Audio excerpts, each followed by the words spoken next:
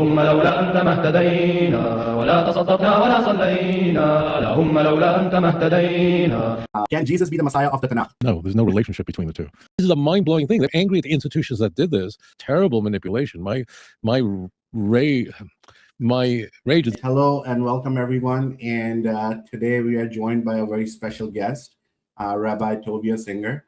And we have all been a fan of him and watching his content for a long time. And I'm thankful that you have given us your time to do this. And hopefully it will be beneficial for us. So well, thank you.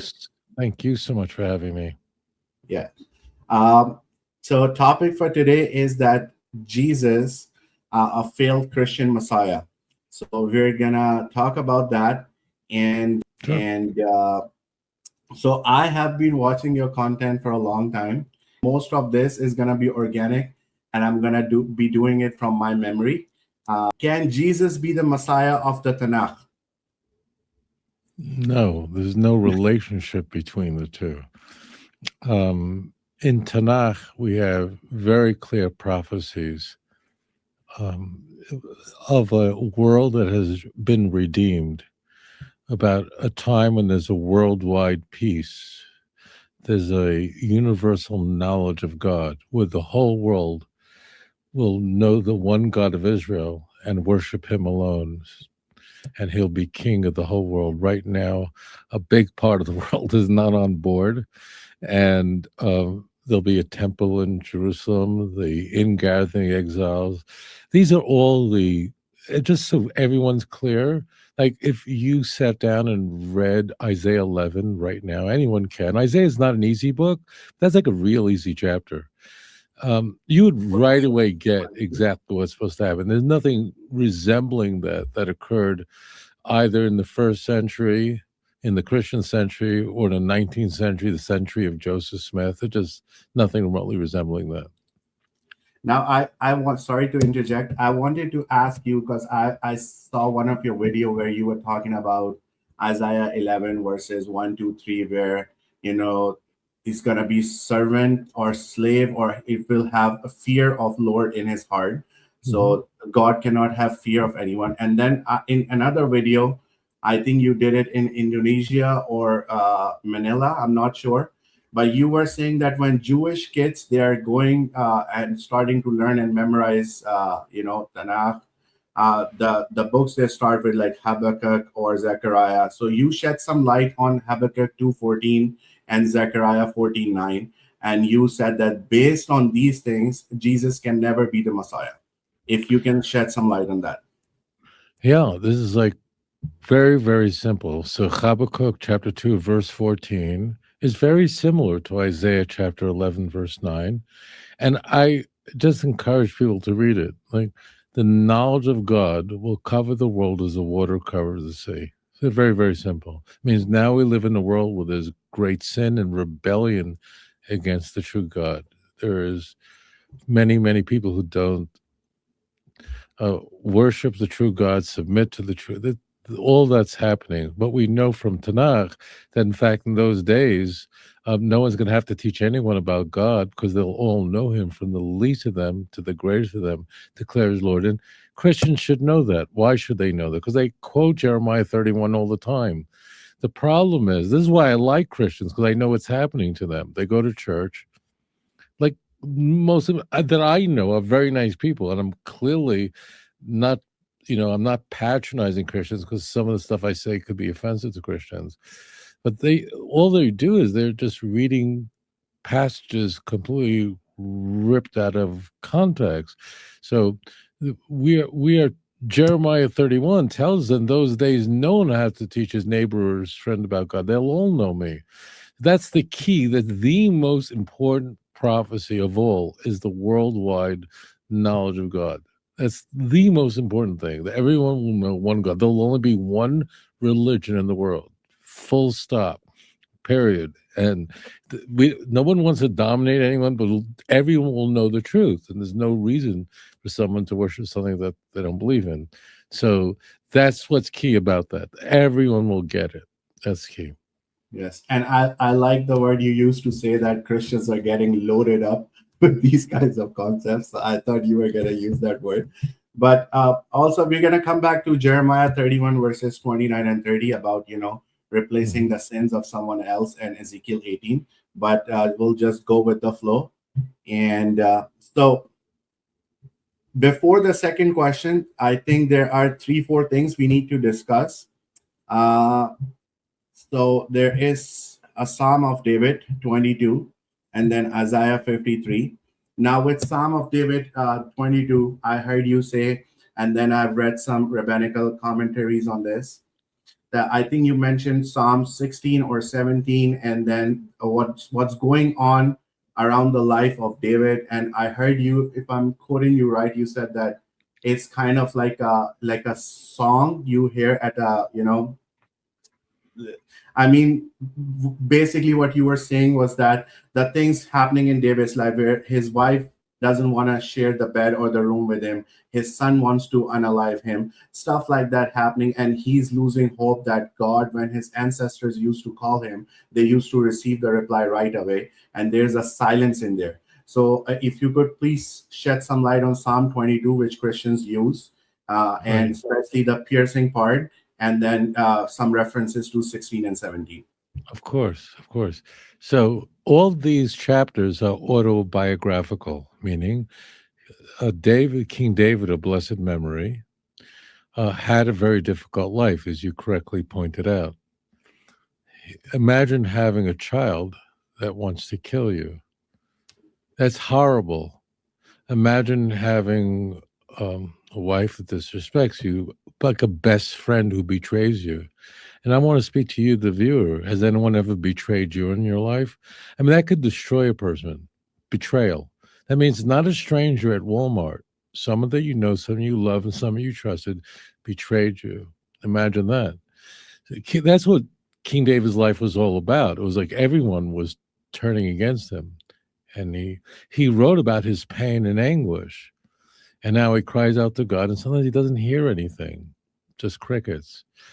So what the church does is they take these words that King David of blessed memory articulates, and it's also for us. I mean, why is it in there? Like, why do I have to know what King David, who was a prophet, why do I have to know what he said? Because I need to take it to heart to know how to handle when I'm going through vicissitudes. I mean, isn't that obvious? I mean, the Bible is a holy book. It's not a history book. It's not a book that's interested in telling us about King David's life just so we learn history. It's about how we handle difficult times. So the church takes this crying out that King David expresses, and you could read all about it in the book of Samuel. It's all there. It's not like I have to put a commentary. You should know this if you read the book of Chronicles, which is, these books are really one book. First and Second Samuel, that break is artificial. First and Second Chronicles, really one book. So if you read it, you would know about it. And the problem is people are not reading it. So if you read it, you go, I know people that read the book of Samuel go, wow, that is violent. It's awful. It's just tremendous violence because we learn from mistakes that people have made. But the key point is this is what the church has done. So King David, of blessed memory, is speaking about his pain and his anguish out loud, crying out loud. And it's building and building and building. It's also very, very beautiful. It's not just he's employing unparalleled use of the Hebrew language and poetry. It's building kind of like think of your favorite piece of music, and I'm going to just guess. Let's just say it's Beethoven's Ninth Symphony, right?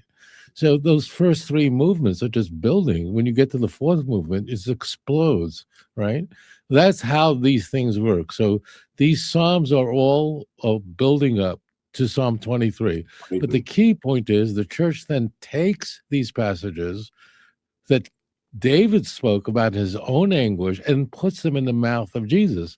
So Jesus on the cross in the book of Mark is going, in English, my God, why hast thou forsaken me? And what's called the cry of dereliction. Well, what they're doing is they're borrowing, they're taking texts that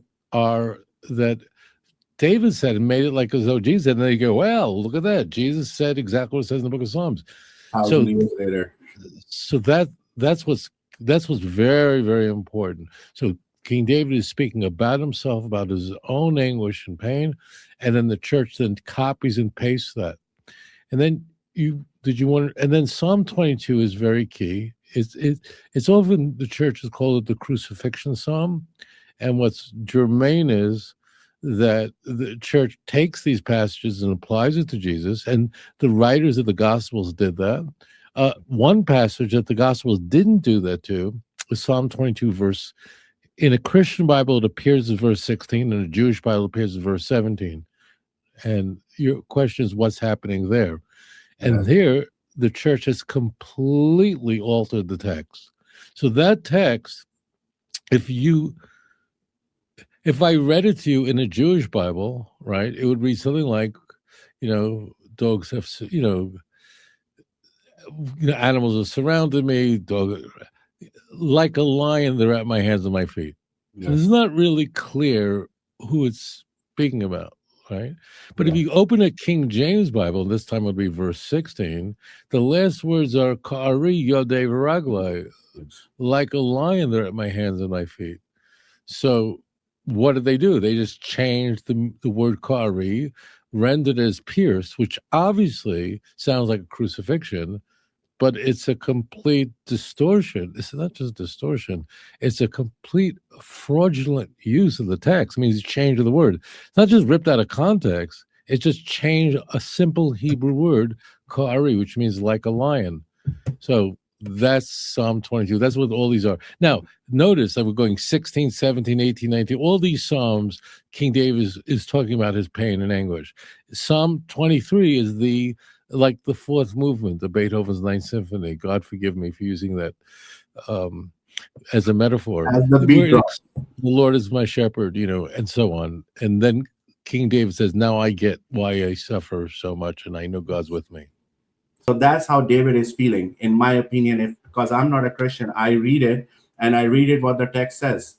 That abandonment feeling is there. So how do you feel when they flip it around, they move fast forward 1,000 years, and they say this is about a man God? It makes me angry at the church who did this, and I confess this. When I was a child growing up in New York, I didn't like Christians because they all hated me. It was insane. I mean, growing up in Brooklyn in the 60s and 70s, it was not popular to be a Jew. We just give you the inside scoop.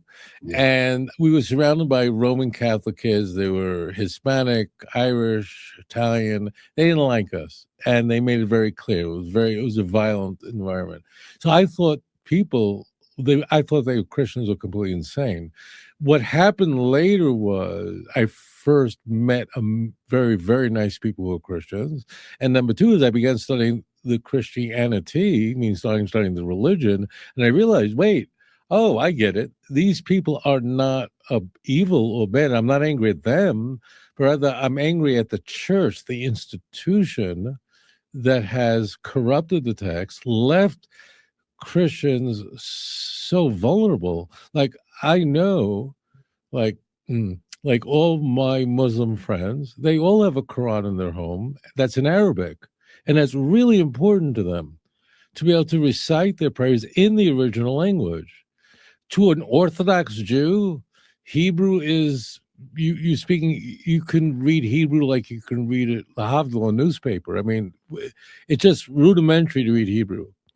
So, but Christians don't. They're deprived of the original language. That means they're reading through a translator, totally. They all are.